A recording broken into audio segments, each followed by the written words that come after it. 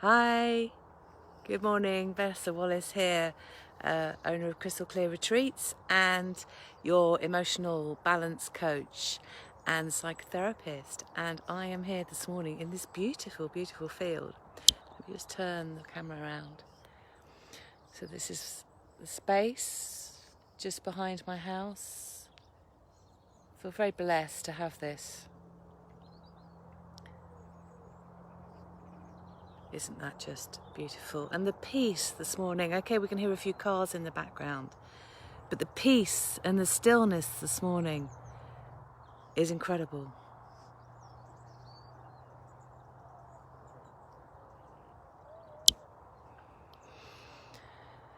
So today I'm going to talk about stress and relieving stress, and I've come up with 5 methods which I use on a daily basis and when needed and required to support me to relieve stress. A little bit of background history. When I was in my early 20s, coming up between my 20s and 30s, I actually used to call myself a stress junkie. I was so stressed all the time. It's almost like life had to be stressful. I'd almost been brought up with that. I had that around me and I'd absorbed it and it become my way of life. Everything involves stress, being late, tasks to do, everything. So now living a life pretty well stress-free, even though I'm extremely busy, is wonderful. Stress, we can't completely get rid of stress. Stress is actually good. Stress means that we're kind of under pressure, we're to the wire, we've got things to do, and it motivates us.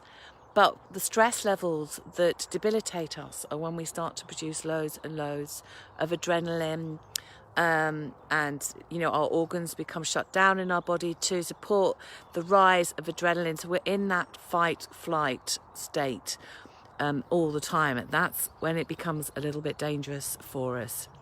So getting to the point, the 5 methods for relieving stress are: number 1, breathe. And it may seem really obvious, but focus on your breathing for a few minutes. So breathe in, count to 5, and then really let the breath out again.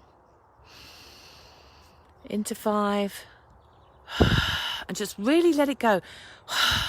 Really notice that breath coming out of your body. You can even think while you're breathing, in with good, out with all the stress. In with the good energy, out with all the stress. And just do that for a few moments. You're stressed at work, at your desk, just take a few moments to just breathe, because it resets the brain. It tells the brain that you're not in trouble, that you're not in a fight or flight situation, that you're not in danger. It tells your brain to just calm down and relax. So that's number 1. Number 2 is loving kindness. Now, this is a great method, and what it does is it produces oxytocin in your body. And one of the ways to do this is to just close your eyes for a moment and just imagine somebody who really cares about you. It may be an animal, it may be a creature, but it also may be somebody who's not here anymore, who's not with you. It can be anyone, someone who you know has supported you during your life and has said kind words to you. Now just close your eyes and just imagine that person in front of you. And they're saying all those loving, kind words to you just now. Use your imagination, because your brain is really easy to trick. So your brain, by imagining it, it's almost as if it's actually happening. That person is actually in front of you, giving you all those kind, loving words, telling you how fantastic you are, telling you how proud they are of you. Imagine them there in front of you. Just do that for a few moments. And then just give yourself, a hug.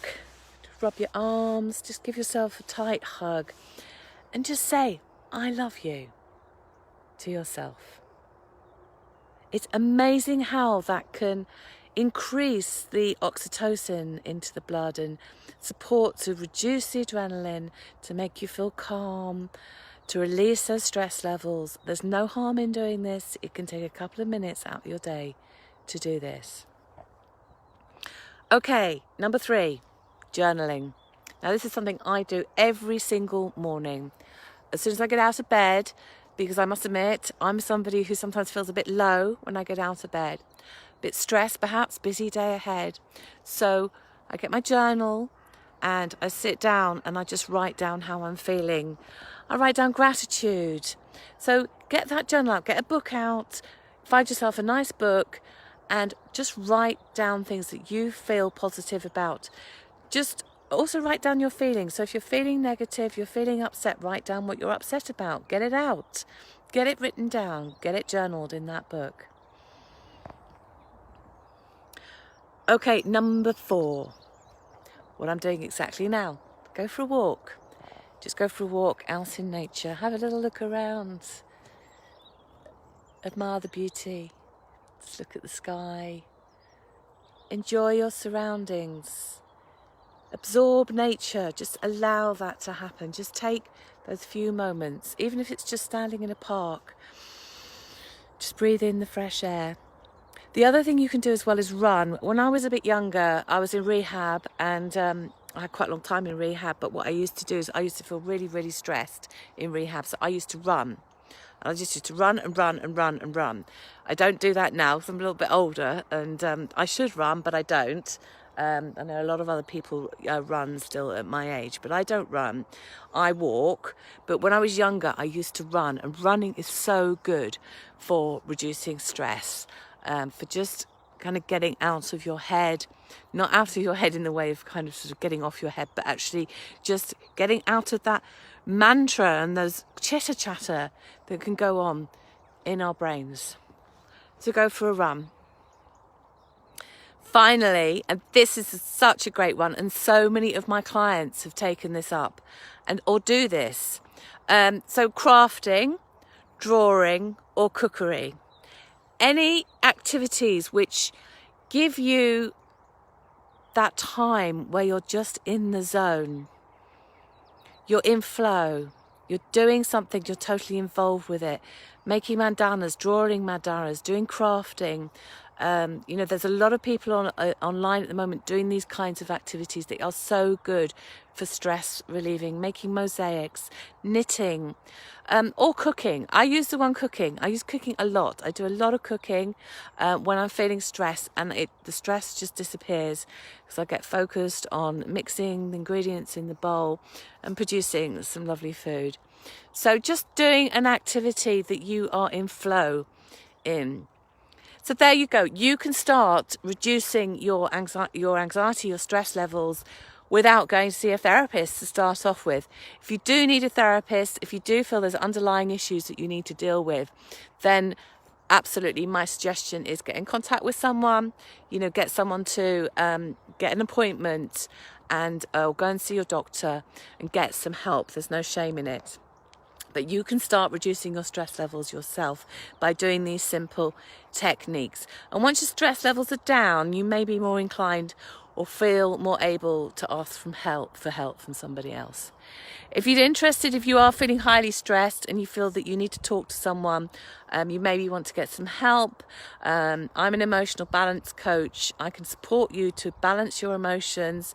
If you want to go a bit deeper, we can look at what's been going on for you. We can look at working through maybe some of the past issues, or working with techniques, cognitive behavioural therapy techniques, to support you to manage on a daily basis.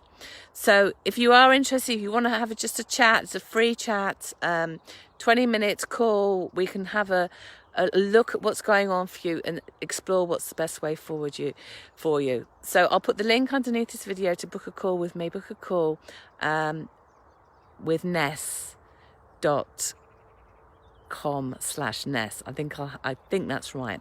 I'll put it underneath the video anyway. So have a good day, take care of yourselves, and I'll see you soon.